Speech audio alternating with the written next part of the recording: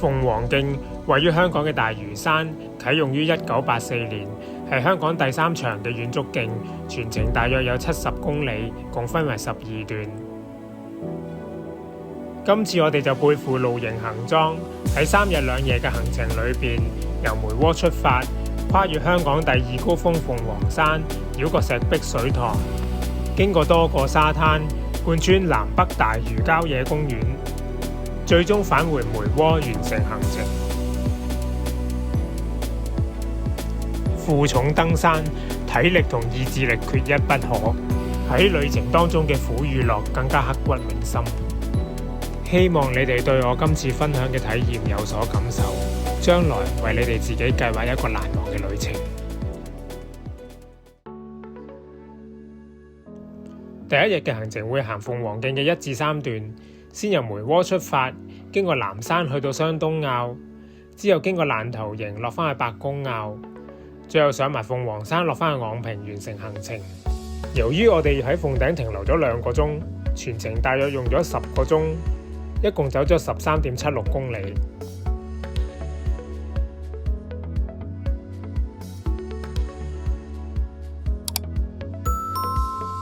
一早我哋就嚟到中環嘅6號碼頭，搭8點鐘嘅船入梅窩。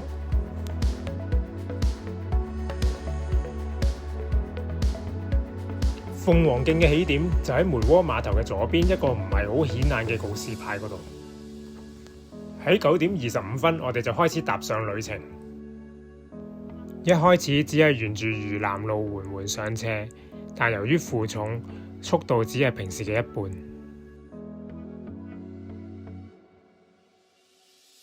好，我哋嚟到南山，終於有個鳳凰徑嘅牌啦。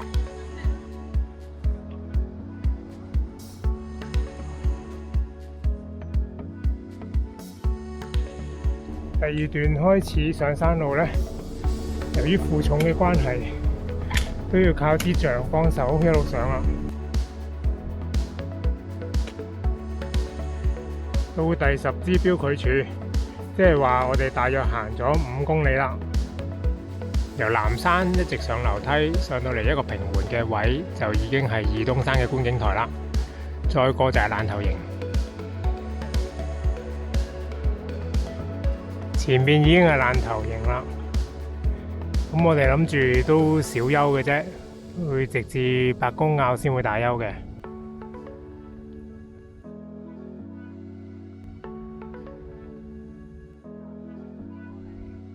過咗大東山之後就開始落，咁呢度就落返白公坳。好，嚟到白公坳，咁我哋就食個 lunch 先，大休。咁今日 lunch 咧就簡簡單單啦，食個包啫。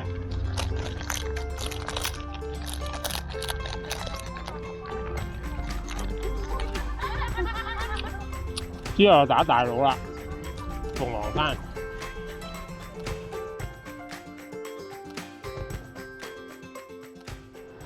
白公坳就係第3段嘅開始，亦都係今日最難嘅一段。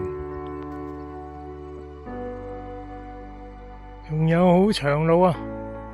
標距柱20，即係話已經行咗10公里啦。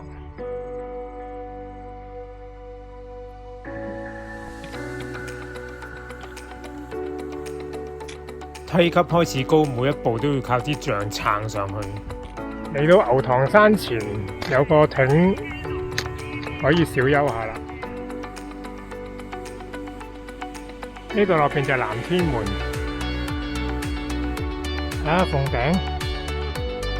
號所鳳頂，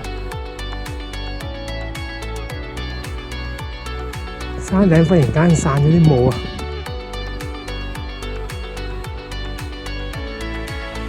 好靚嘅雲海啊！上到嚟鳳凰山，好多人啊！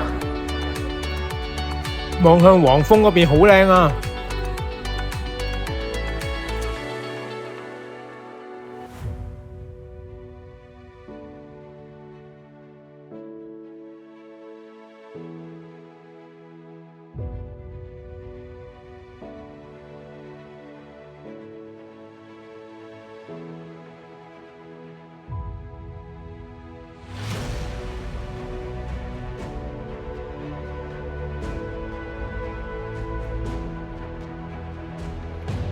睇住咁靚嘅景色，萬般不捨，但係終於都要落山啦。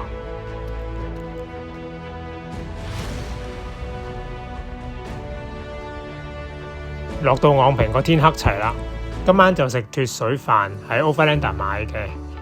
咁唔好落咁多水，佢嘅指示係跟紅線，但係我啱啱浸過啲米呢就夠啦。之後仲有糖水，煲緊水嘅時候擺喺上邊可以慶熱佢，仲有個湯添。之後就喺昂坪嘅 X 位度過一宵啦。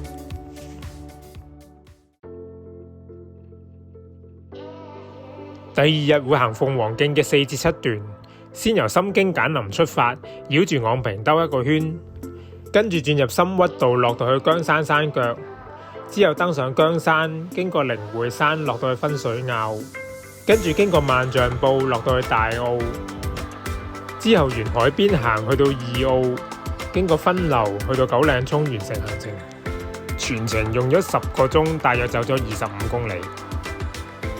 一早起身梳洗完食個早餐，就由心經簡林出發，沿住彌勒山郊遊徑繞住昂坪一圈。太陽啱啱喺山脊冒出，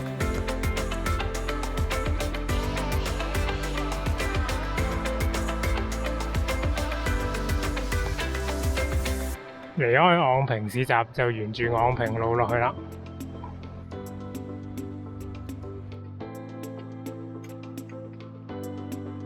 呢度就係鳳凰徑第5段嘅開始，上姜山啦。初段相對輕鬆，喺左手邊一直可以望到石壁水塘。回望返辛苦嘅上山路段啦，遠處已經係姜山啦。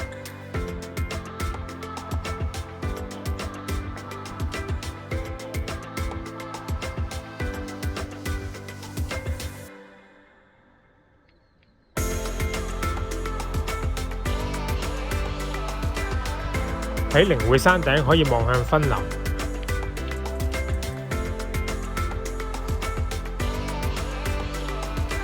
跟住落山就比較輕鬆。嚟到分水坳之後就轉向萬丈埔啦。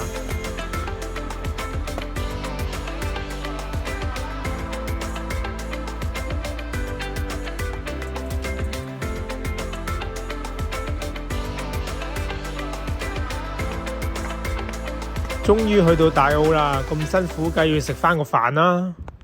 由於要等位，食完飯出發已經係3點鐘啦。好在之後嘅一段路都係相對平坦輕鬆，我哋就可以加快腳步。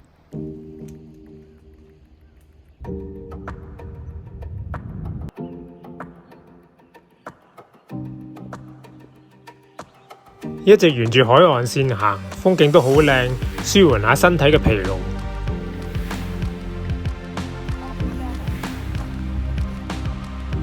嚟到二澳開始轉入山徑，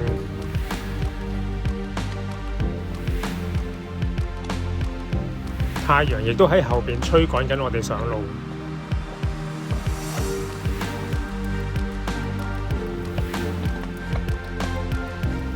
嚟到分流嘅西灣，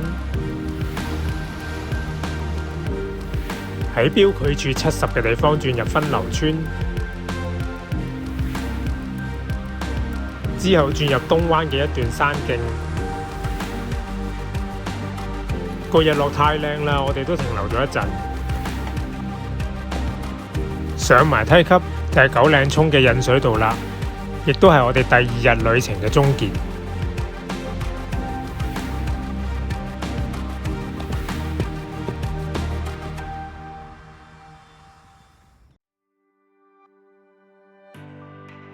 第3日嘅行程係鳳凰徑嘅8至12段，由九嶺涌出發，沿引水道去到石壁水塘，之後轉入山徑去到羅基灣，跟住轉返出去嶼南路去到水口，跟住上返引水道，橫過東涌道，一直行到去貝澳，之後上山經過大牛湖頂，落返去海邊，沿海邊行到去梅窩，完成行程。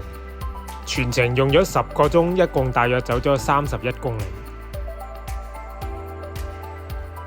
一開始沿引水道行，一路都可以睇到日出。留意右邊有一個空曠位，仲有一個好靚嘅景觀添。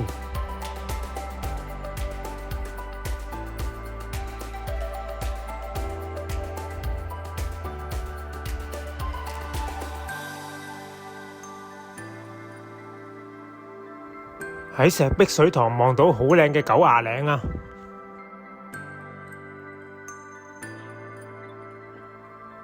去到石欖洲營地附近開始轉上山徑啦。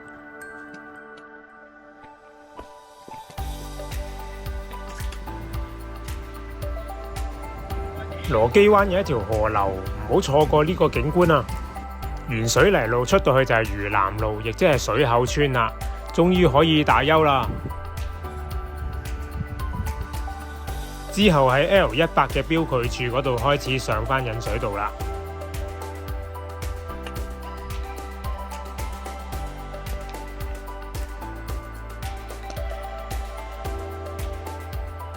接住就係一段又長又悶嘅引水道，即係希望時間可以過得快啲啊！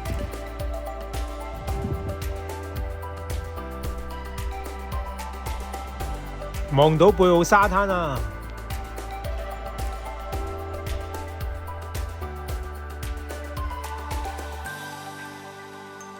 嚟到東涌道，即係已經進入第11段啦。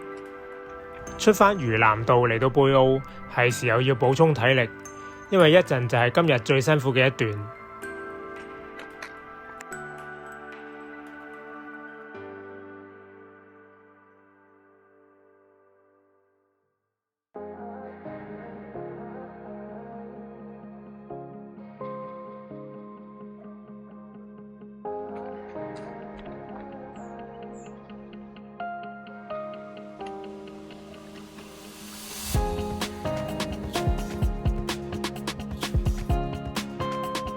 到咗標距柱130，距離終點仲有9支，開始倒數。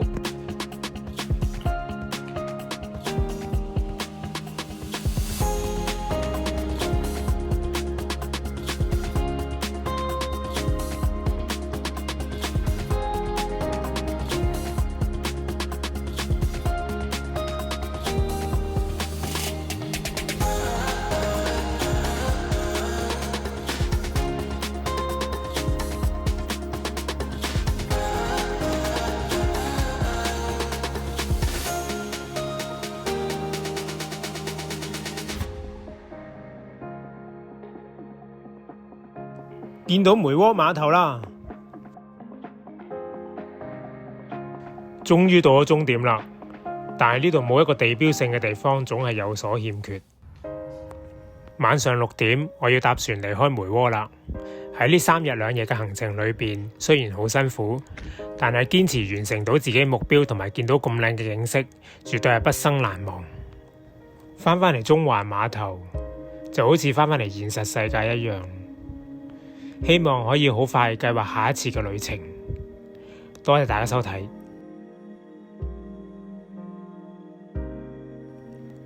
如果大家鍾意呢條影片，請按讚、留言、分享同埋訂閱呢條頻道。多謝大家支持山藝凡人。